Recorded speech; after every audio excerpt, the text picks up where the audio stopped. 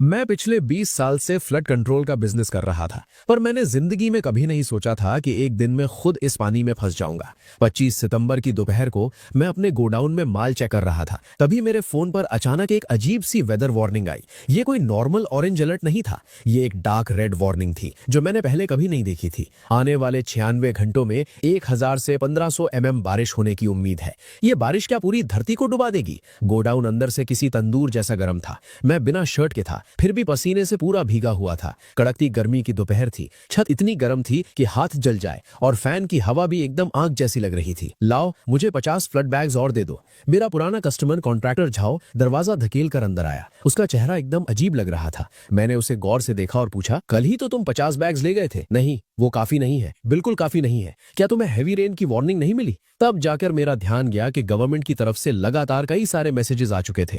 मैंने एक लंबा चौड़ा वार्निंग मैसेज खोला जिसे पढ़कर मेरे होश उड़ गए। Super strong train effect, super strong low vortex convection weather, जो 96 घंटे से ज्यादा चलने वाला था। इससे होगा क्या? कॉन्ट्रैक्टर झाओ ने आसमान की तरफ देखा और बोला, इसका मतलब है कि एकदम भयंकर बारिश होने वाली है, सोच से भी ज्यादा। मैंने 30 साल कंस्ट्रक्शन साइट पर काम किया है, पर ऐसा भौकाल पहले कभी नहीं देखा। उसके बाद कॉन्ट्रैक्टर झाओ पागलों की तरह माल इकट्ठा करने लगा। Flood bags, waterproof liquid, sealing materials, waterproof rolls, जो भी हाथ लगा वो सब अपनी गाड़ी में भरने लगा। उसको इस तरह दीवानों की तरह सामान उठाते देकर बाकी कस्टमर्स भी आपस में छीना झपटी करने लगे। सिर्फ आधे घंटे में मेरे गोडाउन का आधे से ज्यादा वाटरप्रूफ माल बिक गया। भाई, और सैंड बैग्स है क्या? सैंड बैग्स वो सब तो कब के खत्म हो गए। जल्दी नया माल मंगवा लो, ये बारिश बहुत खतरनाक होने वाली है। मुझे थोड़ा शक तो था, फिर भी मैंने अपने सप्लायर को कॉल किया, पर आगे से जवाब आया, माल नहीं है, सप्लाई कब की बंद हो चुकी है। शाम के 4 बजे आसमान अचानक से काला पड़ गया। थी तो कड़कती गर्मी, पर ठंड ऐसी लग रही थी जैसे सर्दियों की रात हो। तेज हवाएं चीख रही थीं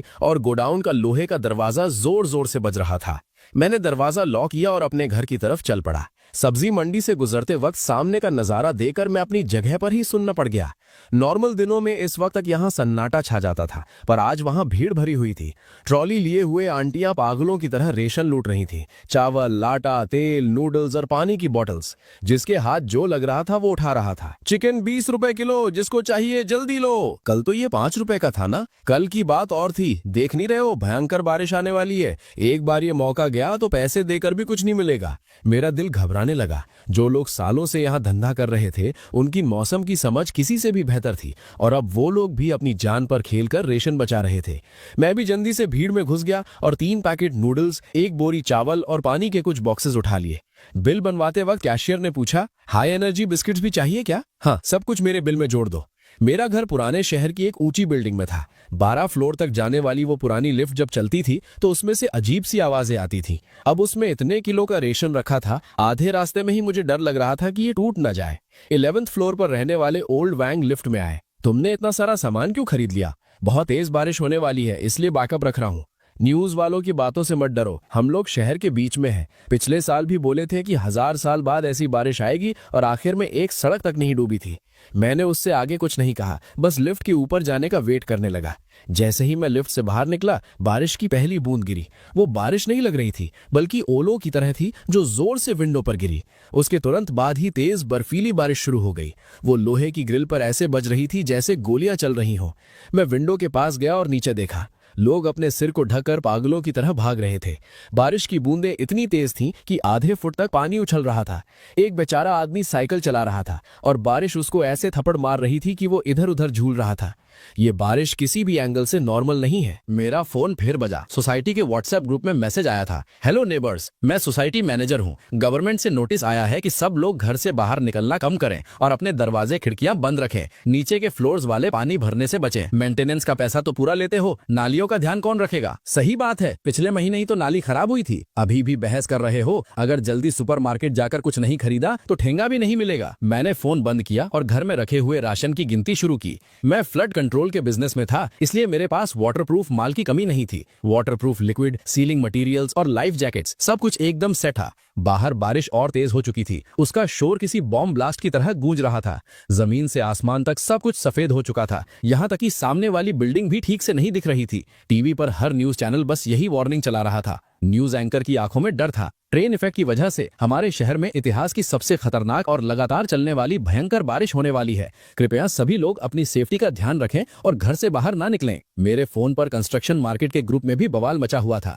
वाटरप्रूफ माल सारा लुट गया, अभी किसी ने 10 गुना ज्यादा रेट में फ्लड बोर्ड्स खरीदे हैं। मेरे पास अभी वाटरप्रूफ कपड़ा बचा है, 1000 का 1 मीटर, जिसको चाहिए जल्दी आओ। ये सब मैसेजेस देकर मैं बुरी तरह घबरा गया। 15 साल हो गए थे इस फ्लड बिजनेस में, मैंने हर तरह की बारिश देखी थी, पर इस बार मुझे एकदम दुनिया खत्म होने वाली फीलिंग आ रही थी। नीचे बिल्डिंग की नालियों से पानी के बुलबुले निकल रहे थे। ऐसा लग रहा था जैसे जमीन के अंदर से कोई भूत बाहर निकलने वाला हो। मैंने अपने कुछ दोस्तों को मैसेज भेजा, भाई लोग ये बारिश बहुत अजीब है, जल्दी से खाना पीना इकट्ठा कर लो, तू फालतू में ओवरथिंक कर रहा है। सिर्फ मेरे एक दोस्त ने, जो वेदर डिपार्टमेंट में काम करता था, मुझे रिप्लाई किया, जल्दी राशन भर ले। उसके बाद मैंने 1 सेकंड भी वेस्ट नहीं किया, अपनी रेनकोट पहनी और सीधा नीचे की तरफ भागा। सोसाइटी की दुकान पूरी तरह खाली हो चुकी थी। दुकान वाले ने शटर गिरा दिया था, सब बिक गया, सब कुछ खत्म हो गया, एक दाना भी नहीं बचा। 4 सड़कें छान मारी, तब जाके कॉर्नर में एक छोटी सी दुकान मिली। अंदर पूरा केओस मचा था, लोग जो भी मिल रहा था उसे पागलों की तरह अपने सीने से लगा रहे थे। सारे शेल्फ साफ हो चुके थे।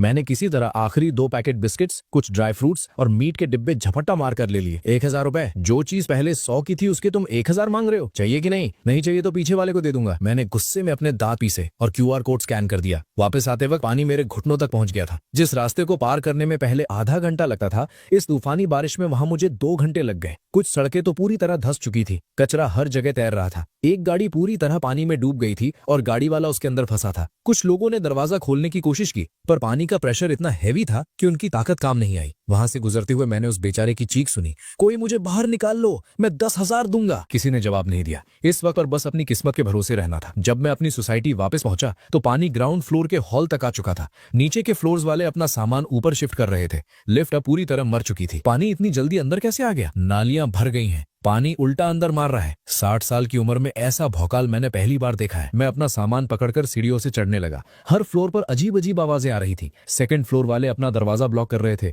5th फ्लोर वाले फायर डोर चुरा रहे थे और 8th फ्लोर पर झगड़ा चल रहा था। ऐसे टाइम पर भी तुम्हें अपनी ज्वेलरी की पड़ी है? ये मेरी माँ की आखिरी निशानी है, हमारी जान जाने वाली है और तुम इन गहनों को बचा के क्या करोगी? 12th फ्लोर पर पहुंचते ही मैंने तुरंत टेप से अपने दरवाजे और विंडो के किनारों को पूरी तरह सील कर दिया। दरवाजे के पीछे मैंने कुछ सैंड बैग्स भी लगा दिए। भले ही मैं 12th फ्लोर पर था, पर बारिश इतनी भयंकर थी कि पानी का लेवल कहां तक जाएगा कोई कुछ नहीं कह सकता था। रात के 9 बजे पूरी लाइट चली गई और शहर एकदम काले अंधेरे में डूब गया। अब सिर्फ बारिश की जानवरों जैसी चीखें सुनाई दे रही थी। मैंने फोन की लाइट जलाई और अपने माल को गिना। खाना 10 दिन चल सकता था। पानी के 4 बॉक्स थे और मोमबत्ती, लाइटर और इमरजेंसी लाइट भी थी। मैं अकेला रहता था तो इतना सामान काफी होना चाहिए था। फोन का सिग्नल आकर जा रहा था। आखिरी मैसेज गवर्नमेंट का था, लोग सेफ जगह पर रहें, खुद से बाहर घूमने की कोशिश न करें और अगले ऑर्डर का वेट करें। मैं विंडो पर टेका लगाकर बाहर रात के आसमान को देखने लगा। बारिश रुकी नहीं थी, बल्कि उसके साथ ओले भी गिरने लगे थे। वो ओले कांच पर ऐसे बज रहे थे जैसे भूत के हजारों नाखून खुरच रहे हों। नीचे गाड़ियों के अलार्म्स लगातार बज रहे थे। ऐसा लग रहा था जैसे ये पूरा शहर दर्द से रो रहा हो। रात के 4 बजे एक भयंकर आवाज से मैं झटके से उठ गया। मैंने खिड़की से नीचे झांका। बिजली की चमक में पूरी सोसाइटी दिख रही थी। बाहर की दीवार का एक बड़ा हिस्सा टूट चुका था। बाढ़ का पानी किसी भूखे जानवर की तरह दहाड़ता हुआ सोसाइटी के अंदर घुस रहा था। नीचे खड़ी गाड़ियां पानी की लहरों में तैरने लगीं, गोते खाने लगीं और जोर से बिल्डिंग की दीवारों पर जा टकराईं। 20 साल से मैं फ्लड का बिजनेस कर रहा था।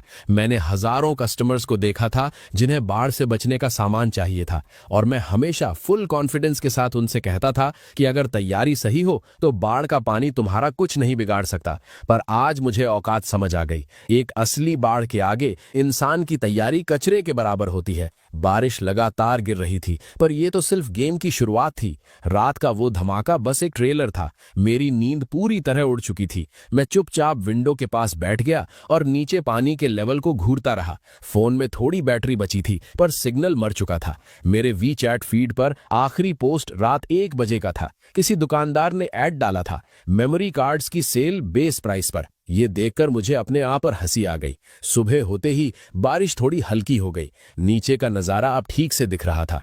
पूरी सोसाइटी एक गंदे तालाब में बदल चुकी थी। रात तक जिन पेड़ों के टॉप दिख रहे थे, अब बस उनकी हल्की सी डालियां पानी पर झूल रही थी। पार्क, जिम का सामान और बैठने की जगह, सब कुछ पीले गंदे पानी के अंदर समा चुका था। पानी अब 4th फ्लोर की खिड़कियों तक पहुंच चुका था। मैं 12th फ्लोर पर था। लॉजिक के हिसाब से मुझे सेफ होना चाहिए था, पर इस दीवाने पानी को देखकर मुझे बिल्कुल भी गारंटी फील नहीं हो रही थी। और सबसे बड़ा रोना तो ये था कि पानी एकदम काला और कीचड़ जैसा हो गया था। उसमें कचरा, गाड़ियां और कुछ अजीब बंदर जैसे जानवरों की लाशें तैर रही थी।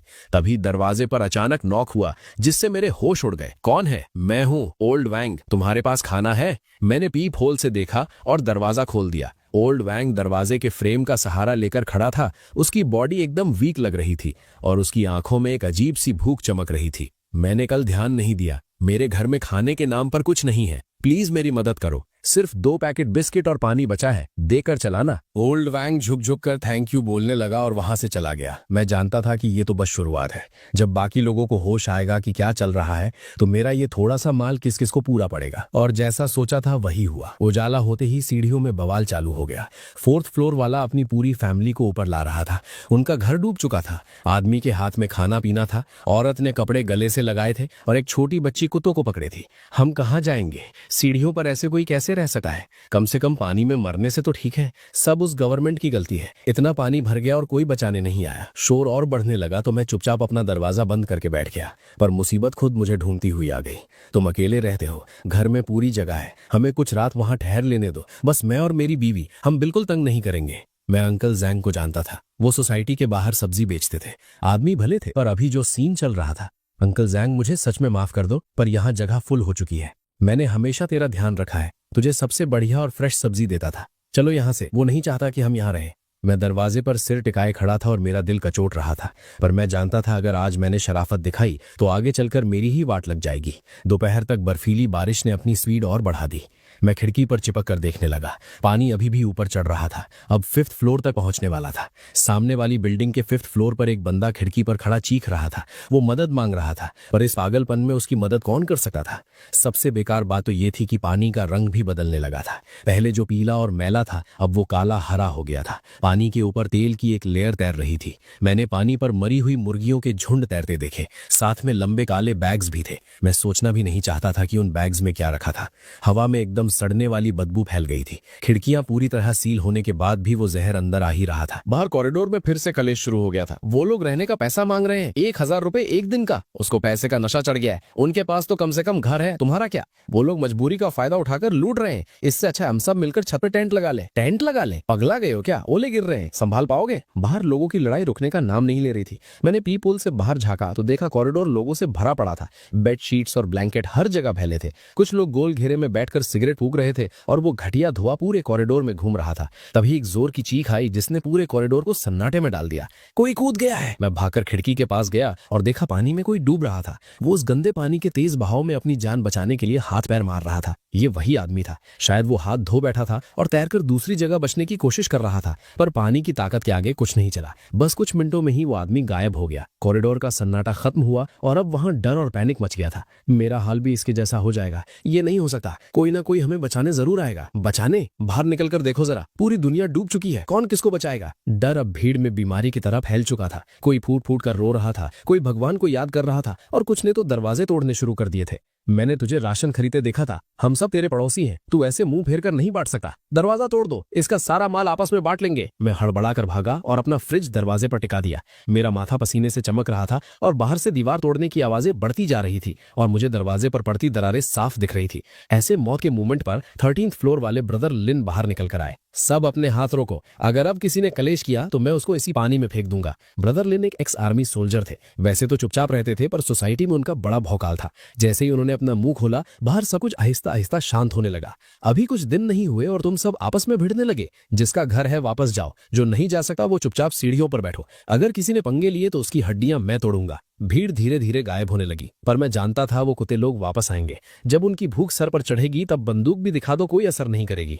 रात में मैं अपना हाई एनर्जी बिस्किट चबा रहा था और पानी घूट रहा था। खाने में वो बहुत कचरा था, पर इस वक्त मेरी जान बचा रहा था। खिड़की के बाहर बारिश रुक नहीं रही थी। पानी पूरी तरह 6th फ्लोर निकल चुका था। हमारी बिल्डिंग किसी आइलैंड की तरह दिख रही थी। बारिश और पानी की लहरों के अलावा कोई और शहर की आवाज जिंदा नहीं थी। ना कोई सॉन्ग, ना कोई कार, ना किसी की आवाज, यहाँ तक कि किसी कीड़े की आवाज तक नहीं। ऐसा लग रहा था जैसे लाखों की आबादी वाला शहर बस एक रात में मर चुका था। मैंने आधी सिगरेट फूकी, वो मेरी आखिरी थी। उस धुएं में मुझे मेरी एक्स गर्लफ्रेंड की याद आई। पता नहीं वो किस हाल में होगी। ब्रेकअप के बाद वो साउथ में शिफ्ट हो गई थी। शायद वहां सब सेफ होगा। मेरे गांव में माँ बाप थे, वो पहाड़ों में रहते थे। पहाड़ इतने ऊंचे ऐसे थे कि शायद पानी उन तक ना पहुंच सके। और गोडाउन में रखा मेरा सारा माल, वो फ्लड प्रोटेक्शन मटेरियल्स, वो सब इस वक्त तक पानी में डूब चुके होंगे, जो मेरी लाइफ का सबसे बड़ा मजाक था। तभी फिर किसी ने दरवाजे पर नॉक किया, इस बार धीरे से।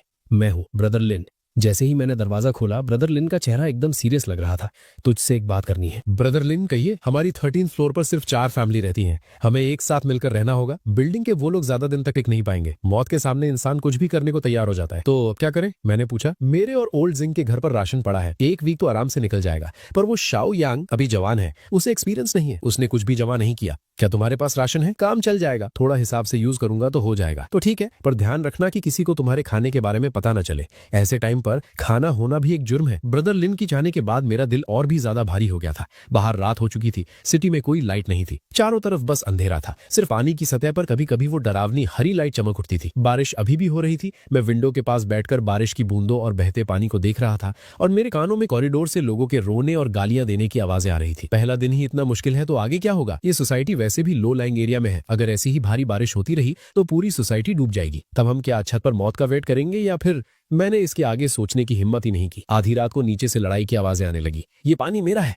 बकवास बंद कर, ये सबसे पहले मुझे मिला था। लड़ना बंद करो, सब गिर जाएगा। इसके बाद एक औरत की चीख सुनाई दी, कुछ टूटने की आवाजें आई और एक बच्चे के रोने की आवाज गूंज उठी। सर्वाइवल के सामने इंसानियत एक पतले कागज की तरह फट जाती है। मैं अपने बेड पर लेट गया और ब्लैंकेट से अपने कान ढक लिए, पर मैं अपने अंदर बढ़ते हुए डर को नहीं छुपा पा रहा था। बारिश हो रही थी, पानी का लेवल बढ़ रहा था और हम बस इस आइलैंड पर मौत का वेट कर रहे थे। तीसरे दिन की सुबह कॉरिडोर में हो रहे बवाल से मेरी नींद खुल गई। मैंने थोड़ा सा दरवाजा खोलकर बाहर देखा। कॉरिडोर पूरी तरह से लोगों से भरा पड़ा था। 7th फ्लोर के सारे लोग ऊपर आ गए थे। ब्लैंकेट, चावल, नूडल्स हर जगह बिखरे पड़े थे। हवा में पसीने की बदबू और एक बहुत ही घिनौनी स्मेल फैली हुई थी जिसे मैं बता भी नहीं सकता। पानी 7th फ्लोर तक आ गया है। ये न्यूज किसी बम की तरह फटी और लोगों का डर और भी ज्यादा बढ़ गया। 7th फ्लोर भी डूब गया। हम और कितने दिन बचेंगे? सब छत पर चलो। क्या छत पर कोई रह सकता है? बाहर फिर से ओले गिर रहे हैं। मैं दरवाजे से टिककर खड़ा हो गया। पानी बढ़ने की स्पीड इतनी तेज थी कि हर दिन एक फ्लोर डूब रहा था। मुझे डर था कि अगले 6 दिन में पानी यहां तक आ जाएगा। मुझे कोई बैकअप प्लान सोचना ही पड़ेगा। मैं पूरे घर में पागलों की तरह काम की चीजें ढूंढने लगा। फ्लड बोर्ड्स, फ्लोट बोर्ड्स, रस्सी, लकड़ी के डंडे और तरह तरह के टूल्स। इतने सालों से फ्लड कंट्रोल का बिजनेस करने की वजह से मेरे घर में बहुत सा कबाड़ जमा था जिसे कोई नहीं पूछता था,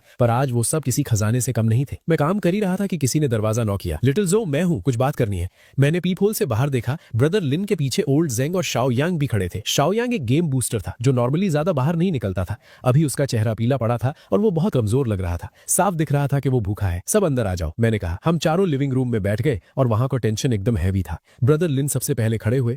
हम सब जानते हैं कि अभी क्या हालत है। हमें अपने लिए कोई बैकअप प्लान बनाना होगा। हमारे पास क्या बैकअप प्लान हो सकता है? पानी इतनी स्पीड से बढ़ रहा है और रेस्क्यू टीम का तो नामो निशान नहीं है। इसीलिए तो हमें बैकअप प्लान चाहिए। मेरा एक आइडिया है, हम सब टीम अप कर लेते हैं। टीम अप कैसे? सबसे पहले हम अपना सारा सामान शेयर करेंगे। किसके पास कितना राशन है ये हम सबको पता है। शेयर करने का मतलब ये नहीं कि सब मुझे दे दो, बल्कि हम उसे एक जगह रखकर हिसाब से यूज करेंगे ताकि सबको खाना मिल सके। मेरे पास तो कुछ भी नहीं है, शाओ यांग ने कहा। मुझे पता है, इसीलिए तो टीम अप करना जरूरी है। तुम्हारी बॉडी अच्छी है, तुम ज्यादा काम कर सकते हो। दूसरा, हमें भागने का रास्ता तैयार रखना होगा। अगर पानी सच में 12th फ्लोर तक आ गया तो हमारे पास कोई जगह होनी चाहिए। छत पर जाए? सिर्फ छत नहीं, लिटिल जो फ्लड कंट्रोल का काम करता है, उसके पास जरूर कोई आइडिया होगा। सब मुझे देखने लगे। मैंने थोड़ा दिमाग लगाया और सच में मेरे पास एक आइडिया था। मेरे घर में फ्लोट बोर्ड्स और रस्सी है। हम छत पर एक टेम्पररी टेंट बना सकते हैं, पर सिर्फ इससे काम नहीं चलेगा। हमें प्लास्टिक, लकड़ी के डंडे और वो सब चीजें चाहिए जो पानी में तैर सके। तैरने वाली चीजें, डिलीवरी बॉक्सेस, खाली बॉटल्स, फोम, जो कुछ भी पानी पर तैर सके। मान लो अगर छत भी सेफ नहीं रही तो कम से कम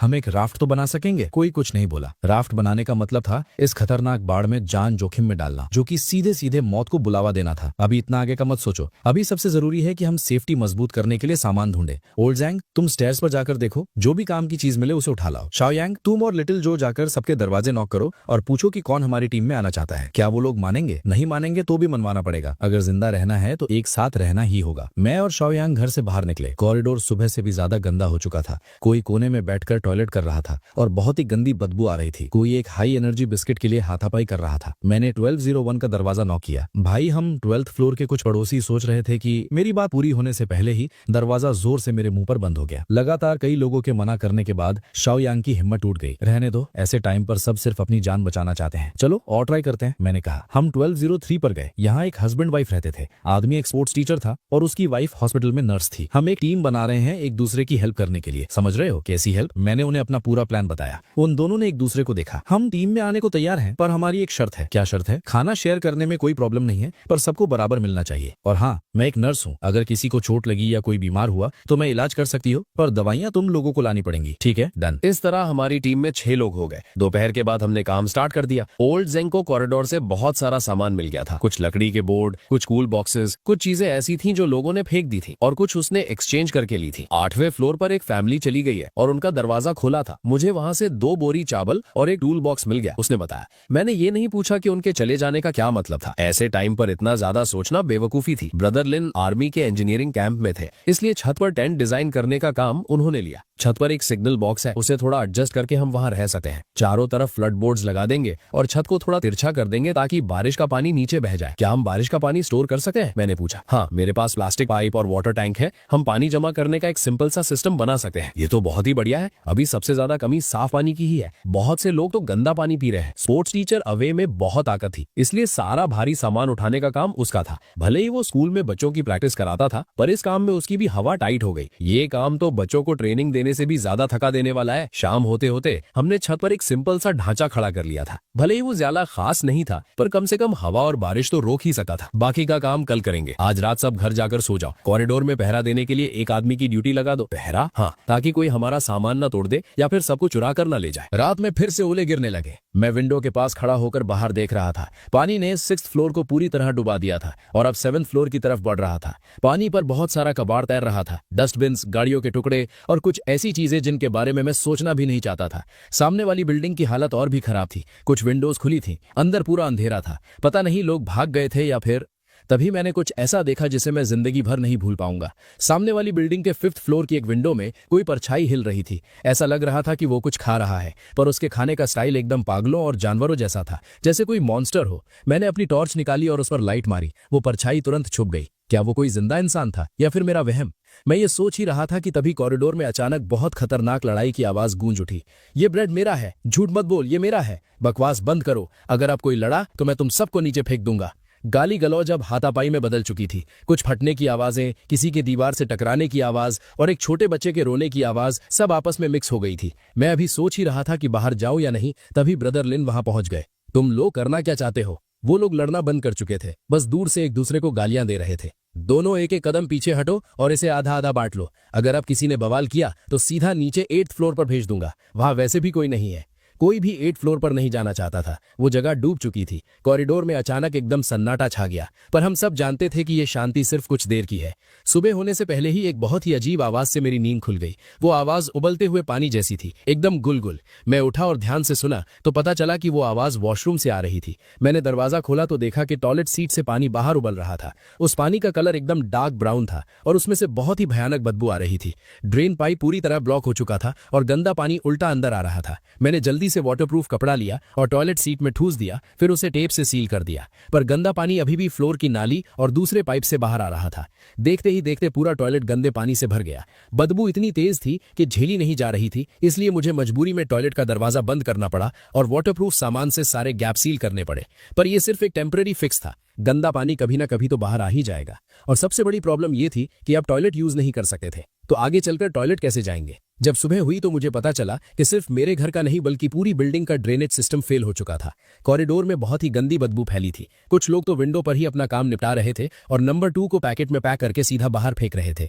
अपनी जान बचाने के इस खतरनाक टाइम पर मैनर्स और इज्जत जैसी बातें एकदम खोखली और बेवकूफी भरी लगने लगी थी। हम चुपचाप बैठकर वेट नहीं कर सकते। ब्रदर लिन ने हम सबको एक साथ बुलाया। हम अब और टाइम वेस्ट नहीं कर सकते। हमें जल्दी से छत वाला टेंट पूरा करना होगा। पर अभी तो सामान ही पूरा नहीं है, तो जाकर सामान ढूंढ कर लाओ। पानी अभी भी बढ़ रहा था, पर उसकी स्पीड थोड़ी कम हो गई थी। जब तक हमारे हाथ पैर चल रहे हैं, जितना हो सके उतना सामान जमा कर लो। कहाँ ढूंढने जाएं? सामने वाले मॉल में। सब एकदम चुप हो गए। सामने वाली बिल्डिंग में जाने का मतलब था इस खतरनाक बाढ़ में 30 मीटर तक तैर कर जाना। पानी का बहाव बहुत ही जानलेवा था। ये सीधा सीधा मौत के मुंह में जाने वाली बात थी। अभी आगे आया, मैं जाऊंगा, मेरी स्विमिंग अच्छी है, मुझे भी साथ ले चलो। ऐसा नहीं था कि मैं बहुत बहादुर था, पर मुझे याद था कि सामने वाली बिल्डिंग में एक हार्डवेयर की दुकान थी। अगर किस्मत अच्छी रही तो हमें बहुत काम का सामान मिल सकता था। क्या सच में ये रिस्क लेना जरूरी है? ये रिस्क लेना पड़ेगा। लिटिल चो, क्या तुम्हारे पास रस्सी है? हाँ, एक मोटी रस्सी है, बहुत मजबूत है। तो प्लान फिक्स है। कल सुबह जैसे ही ओले गिरना बंद होंगे हम निकल जाएंगे। उस रात मैं करवटें बदलता रहा। मुझे बिल्कुल नींद नहीं आ रही थी। कल का मिशन बहुत ही खतरनाक था,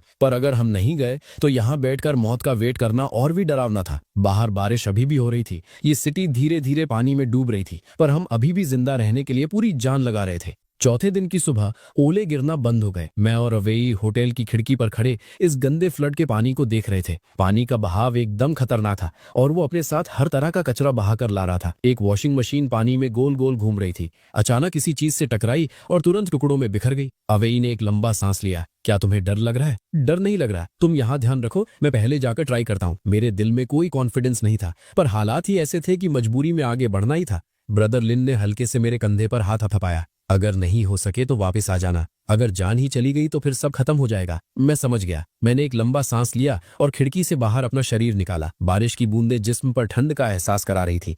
मैं धीरे धीरे उस तूफानी पानी में उतरा, दांत पीसकर पानी के टेम्परेचर की आदत डाली और पूरी ताकत से दूसरी तरफ तैरने लगा। बीच में पानी का बहाव एकदम पागल था। जैसे ही मैं अंदर गया, एक तेज लहर ने मुझे पानी में खींच लिया। गंदा पानी मेरी नाक और मुंह में भर गया। उसकी बदबू इतनी घटिया थी कि मुझे उल्टी आने लगी। अवेई पीछे से जोर से चिल्लाया, रस्सी को कस के पकड़े रहना। मैंने रस्सी को कस के पकड़ लिया और उसके सहारे आगे तैरने लगा। 30 मीटर की दूरी, जो नॉर्मल स्विमिंग पूल में आसान होती है, अब ऐसा लग रहा था जैसे मैं किसी उफनती नदी में गिर गया हूं। एक फ्लावर पॉट मेरे सिर के ऊपर से रगड़ता हुआ निकल गया। अगर वो डायरेक्ट टकराता तो मैं वहीं बेहोश हो जाता। आखिर में मैंने सामने वाली बिल्डिंग की विंडो ग्रिल को पकड़ लिया और अवेई खुशी से हाथ हिलाने लगा। फिर मैंने रस्सी को विंडो फ्रेम पर कस के बांध दिया, जिससे आगे का रास्ता आसान हो गया। मैं मॉल के 5th फ्लोर में घुस गया। अंदर पूरा कबाड़ खाना था, चीजें जमीन पर बिखरी थी और वहां कोई इंसान नहीं था। पता नहीं लोग कब भाग गए या शायद भाग ही नहीं पाए। मैं ज्यादा सोचना नहीं चाहता था और सीधा नीचे भागा। 4th फ्लोर की हार्डवेयर शॉप पानी में डूबी हुई थी। बड़ा दरवाजा खुला था। मैंने पानी के अंदर डुबकी लगाई और ढूंढने लगा। मुझे स्टील वायर के कुछ बंडल, कीलों का एक डब्बा और कुछ वाटरप्रूफ माल मिला। सबसे बढ़िया चीज जो मिली वो फ्लोट बोर्ड्स का एक ढेर था, जो बोट बनाने के लिए एकदम सही थे। मैंने सारा माल बांध लिया और बड़ी मेहनत से खींचकर 5th फ्लोर पर लाया। अवेई वहां बेचैनी से वेट कर रहा था और मुझे सेफ वापस देकर उसने राहत की सांस ली। जल्दी बाहर आओ, क्लेश हो गया है। मैं रस्सी के सहारे तैरकर वापस आया और जैसे ही खिड़की पर पहुंचा, बिल्डिंग के अंदर बवाल और शोर सुनाई दिया। बाहर निकालो, बिल्डिंग में किसी के पास खाना है, दरवाजा तोड़ दो, इसे तोड़ डालो। मैंने और अवेई ने एक दूसरे को देखा और ऊपर की तरफ भागे। 2nd फ्लोर पर पूरा पागलपन मचा था। 10 से ज्यादा लोग 1203 रूम के दरवाजे पर भीड़ लगाए थे। कुछ लोग डंडे से मार रहे थे और कुछ अपने जिस्म से टक्कर मार रहे थे। अवेई की पत्नी श्याओ यू अंदर रो रही थी। प्लीज तुम लोग अंदर मत आओ, बाहर निकालो वरना दरवाजा तोड़ देंगे। हाँ, ऐसा क्यों है कि तुम्हारे पास खाना है और हम भूखे मर रहे हैं? सही बात है, खाना है तो बांटना चाहिए। तुम इसे छुपा कर क्यों रखे हो? बाहर निकालो, सब पड़ोसी हैं, क्या तुम हमें मरने दोगे? रोने वाली बात तो ये थी कि यही लाइंस मैंने 2 दिन पहले ही सुनी थी, जब किसी ने मुझसे यही सब कहा था। अवेई ने भीड़ को धक्का दिया और दरवाजे के सामने आके खड़ा हो गया। अगर किसी ने मेरी पत्नी को हाथ लगाया तो मैं उसके साथ ही मरूंगा। ठीक है, आजा, साथ मरते हैं। लड़ाई बस शुरू ही होने वाली थी और जब दोनों आमने सामने थे, एक आदमी वहां आया। भीड़ पीछे हट गई। 10th फ्लोर से ब्रदर फेंग आगे आया। वो एक बार चलाता था। बाहर से देखने में तो भला आदमी लगता था, पर असल में बहुत ही घटिया और जालिम था। ब्रदर फेंग, उनके पास अभी भी खाना है। वो खाना बांटना नहीं चाहते। हम सब पड़ोसी हैं, शांति से रहना चाहिए। आधा रेशन दे दो और बाकी आधा खुद रख लो। क्यों? ब्रदर फेंग के पीछे से 5-6 ताकतवर गुंडे बाहर आए, जिनके हाथ में हथियार थे। साफ दिख रहा था कि उसने सब पहले से सेट कर रखा था। ब्रदर लिन आगे बढ़े। बॉस फेंग, बात को इतना आगे मत बढ़ाओ। मैं तुम्हारी इज्जत करता हूं, तुम मर्द आदमी हो, तुम समझदार हो और जानते हो अभी क्या हालात है। या तो आधा दे दो या फिर। ब्रदर फेंग ने एक कुत्ते जैसी हंसी हंसी। उसके चेहरे पर धमकी थी। आधा दे दो। हमने हार मान ली। अवेई ने माथे पर सिलवटें ली। गुस्से से उसके दांत कचकचाने लगे। जाने दो, जिंदा रहेंगे तभी उम्मीद बचेगी। दरवाजा खुलने के बाद ब्रदर फेंग के आदमी अंदर घुस गए। उन्होंने कैबिनेट्स को पूरी तरह से उलट पलट कर दिया और 2 बॉक्स बिस्किट, एक थैला आटा और कुछ दवा की बोतलें निकाली। बस यही था। उन्होंने फिर से सब ढूंढा, पर उन्हें और कुछ नहीं मिला। इसे उठा लो, ब्रदर फेंग ने ऑर्डर दिया। उसके आदमी एक बॉक्स बिस्किट और आधा थैला आटा ले गए। नीचे जाने से पहले वो मेरे पास आया। लिटिल जू, तुम्हारे हाथ में जो रेशन है उसे धीरे धीरे खाना। मेरा दिल धड़कने लगा। मैं पंगे में फंस गया था। ब्रदर फेंग के जाते ही भीड़ भी गायब हो गई, पर हम जानते थे ये तो बस शुरुआत थी। सब मेरी गलती है। मुझे दरवाजे के पास खाना नहीं चाहिए था। उन्होंने आवाज सुन ली। तुम्हारी गलती नहीं है, ये तो कभी ना कभी होना ही था। हम 6 लोग कमरे में बैठे थे और माहौल एकदम भारी था। अब क्या करें? ब्रदर फेंग और उसके आदमी साफ तौर पर हमें टारगेट कर रहे हैं। हमें पलटकर वार करना होगा। पागलपन मत करो, हम उन्हें हरा नहीं सकते। हमें कोई और रास्ता निकालना होगा। कौन सा रास्ता? लिटिल जू, तुमने सामने से क्या क्या लाया था? कुछ चीजें हैं और फ्लोट बोर्ड्स। क्या इन पे बैठकर बोट जैसा जा सकते हैं? ब्रदर वू, तुम्हारा मतलब? भागने का बैकअप रेडी रखें। ब्रदर फेंग चुप नहीं बैठेगा। बाकी लोग भी फायदा देखेंगे तो लूटेंगे। हम ऐसे ही हाथ पे हाथ रखकर नहीं बैठ सकते। हमें भागना पड़ेगा। पर भागकर जाएंगे कहाँ? मैंने नोटिस किया है साउथ की तरफ 3 किलोमीटर दूर एक ऊंची जगह है, एक बड़ी बिल्डिंग। उसकी 30वीं फ्लोर शायद अभी तक डूबी नहीं होगी। 3 किलोमीटर! इस फ्लड के पानी में 3 किलोमीटर बोट चलाना, ये प्लान एकदम भयंकर और पागलपन लग रहा है। पहले बोट रेडी कर लेते हैं। रुक सके तो ठीक है, पर जब पीछे हटने का कोई रास्ता ना बचे तो जान पे खेलना ही पड़ेगा। उसी रात हमने चुपचाप अपना मिशन स्टार्ट कर दिया। मैंने बोट डिजाइन करने की जिम्मेदारी ली, बेस के लिए फ्लोट बोर्ड्स लगाए और तैरने की पावर बढ़ाने के लिए कूलर्स का यूज किया। लकड़ी के डंडे और रस्सी से सब टाइट किया। उस पे 2 या 3 लोग आराम से बैठ सकते थे। अवेई और ओल्ड जैंग और सामान ढूंढने गए। अंधेरे के सहारे वो उन घरों में घुसे जहां कोई नहीं था और कुछ डंडे और प्लास्टिक के बेसिन्स उठा लाए। शायू ने घर की बैंडेजेस को लपेटकर रस्सी की तरह यूज करने को दिया। शाओ यांग की फिजिकल स्टैमिना वीक थी, पर वो ध्यान बहुत देता था। उसने बोट चेक करने में मेरी मदद की। सुबह के 4 बजे दूसरी बोट भी रेडी हो गई थी। थोड़ी जुगाड़ू लग रही थी। रास्ते में अगर एक खराब हुई तो दूसरी यूज करेंगे। जब काम बस खत्म ही होने वाला था, कॉरिडोर में अचानक एक दर्दनाक चीख सुनाई दी। हमने दरवाजा खोलकर देखा तो हमारे दरवाजे के बाहर एक आदमी जमीन पर पड़ा था। उसके सिर पर किसी ने मारा था। तुम्हें क्या हुआ? दे दो, सामान दे दो। बिल्डिंग में किसी ने नहीं दिया। वो आदमी अपनी आधी बात बोलते ही मर गया। पूरी बिल्डिंग में सन्नाटा छा गया। सबको समझ आ गया था कि मामला अब आउट ऑफ कंट्रोल हो चुका है। जिंदा रहने के लिए इंसान अब जानवर बन चुके थे।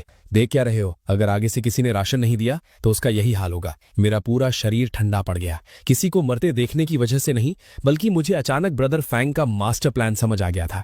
वो अपना भौकाल और खौफ सेट कर रहा था।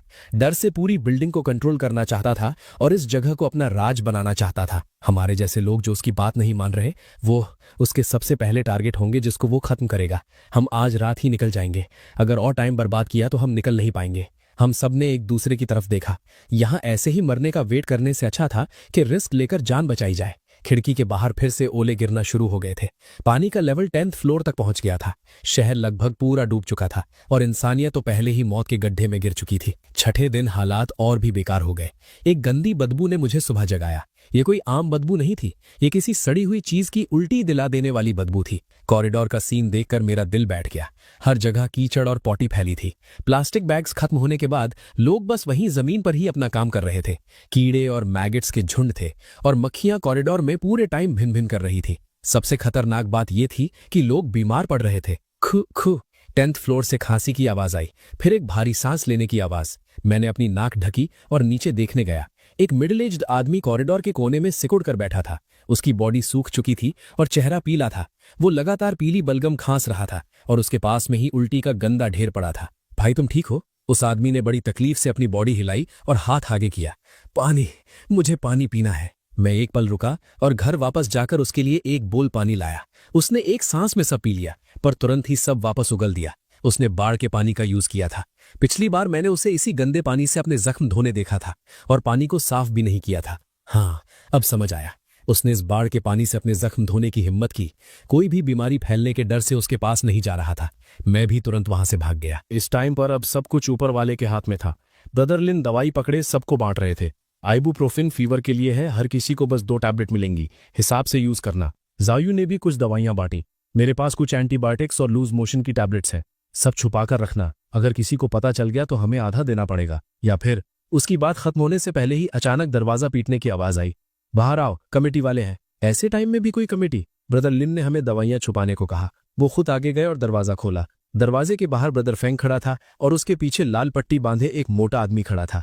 ब्रदर लिन, ये अभी एक नई म्यूचुअल एड कमेटी बनी है। मैं इसका हेड हूं। अब से सारा राशन हम लोग मिलकर बांटेंगे। तुम्हारा खुद का हेड किस काम का? बिल्डिंग में बीमार लोग हैं जिनका इलाज करना है। जिस घर में भी दवाई है उसे लाकर देना होगा ताकि हम हिसाब से बांट सके।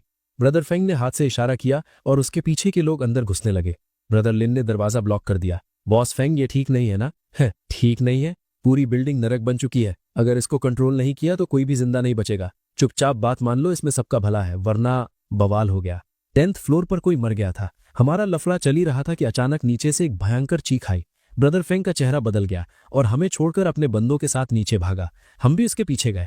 हमने देखा कि वो पहले वाला बीमार आदमी मर चुका था। उसकी बॉडी दीवार से टिकी हुई थी और उसकी आंखें फटी की फटी रह गई थी, जिसमें कोई जान नहीं थी। जल्दी इसको बाहर निकालो, पानी में फेंक दो। ये ठीक नहीं है ना? नहीं फेंकना तो क्या इसकी पूजा करनी है या फिर साथ में इन्फेक्शन लेके मरना है? छत पर फेंक दो। छत खुली है, वहां से इन्फेक्शन जल्दी नहीं फैलेगा। आगे से कोई बीमार हो तो चुपचाप जाकर खुद छत पर आइसोलेट हो जाना। ये लाइन भीड़ में एक बम की तरह फटी। इसका सीधा मतलब तो मरने का वेट करना था। छत पर सिर्फ बारिश और बर्फ थी। एक बीमार इंसान वहां कैसे जिंदा रहेगा? अगर छत पर नहीं भेजेंगे तो क्या यहीं कॉरिडोर में रखे? मरना है तो दूसरों की जान क्यों खतरे में डाल रहे हो? कोई कुछ नहीं बोला। 2 आदमियों ने लाश को उठाया और सीढ़ियों की तरफ चल दिए। पास से गुजरते वक्त मैंने देखा कि मरने वाले की बॉडी एकदम सफेद पड़ चुकी थी और होंठों पर खून लगा था। ये बस शुरुआत थी। शाम होते होते 4 नए बीमार आ गए। खांसी, चक्कर और फीवर, सब आम कोल्ड की तरह लग रहा था। ये हवा की प्रॉब्लम थी। कॉरिडोर में भीड़ ज्यादा थी और हवा पास नहीं हो रही थी। हर जगह बैक्टीरिया थे। हवा का रास्ता खोलना था और इलाज भी करना था। मैंने देखा है किसी ने कपड़े से खिड़की का कांच सील कर दिया है और किसी ने तो रास्ते को भी ब्लॉक कर दिया है। ऐसे नहीं चल सका। पर अगर उन्हें पता चल भी गया तो वो क्या कर लेंगे? बारिश का पानी अंदर आएगा और अगर ओले गिरे तो लोगों को लग जाएगी। थोड़ी देर में बीमार लोगों की गिनती बढ़ गई। ब्रदर फैंग अपने बंदों को लाया और उन सबको घसीट कर छत पर ले गया। जो लोग लड़े उनको सीधा रस्सी से बांधकर उठा लिया। प्लीज छोड़ दो, मुझे बस थोड़ी ठंड लग रही है, ऐसा मत करो। दोस्तों, एनिमे के अभी 3 ही एपिसोड आए थे जो कि मैंने एक्सप्लेन कर दिए हैं। अगर फ्यूचर में और आएंगे तो मैं आगे एक्सप्लेन कर दूंगा। तब तक के लिए हमारे चैनल पे बाकी दूसरी सीरीज को एंजॉय करें।